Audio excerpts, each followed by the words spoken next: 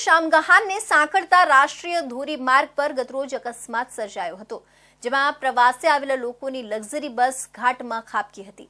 એમાં ઘણા લોકો લક્ઝરી નીચે દબાયા હતા અને સુરતના રહેવાસી સગા ભાઈ બહેનના મોત થયા હતા, જ્યારે 22 ઘાયલને સારવાર અર્થે હોસ્પિટલ ખસેડવામાં આવ્યા હતા। એમાંથી 6 ની હાલત ગંભીર હોવાની અને 2 ને આહવા સિવિલમાં અને 4 ને સુરત સિવિલમાં રિફર કરાયા હતા। આજરોજ અકસ્માતગ્રસ્ત બસમાં મુસાફરી કરતા એક મુસાફરે પોતાના મોબાઈલમાં ઉતારેલો વિડીયો સામે આવ્યો છે। બસમાં સવાર એક મુસાફરે પોતાના મોબાઈલમાં સાપુતારાથી શામગહાન રાષ્ટ્રીય ધોરીમાર્ગ સુધીના કુદરતી નજારાનો 6 મિનિટ જેટલો એક વિડીયો ઉતાર્યો હતો।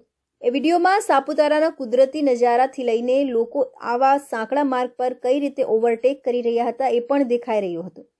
ત્યારે થોડે આગળ જતા બસની આગળ એક ટ્રક હોવાથી વળાંક પર મુસાફરો ભરેલી બસનો ડ્રાઈવર ટ્રકને ઓવરટેક કરવા જઈ રહ્યો હતો।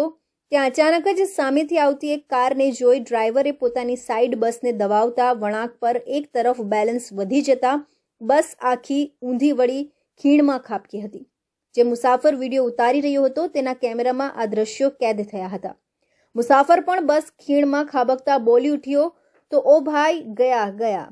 સાપુતારાથી શામગહાનને સાંકળતા રાષ્ટ્રીય ધોરીમાર્ગ પર અકસ્માત સર્જાયો હતો। એમાં પ્રવાસે આવેલા લોકોની લક્ઝરી બસ ઘાટમાં ખાબકી હતી।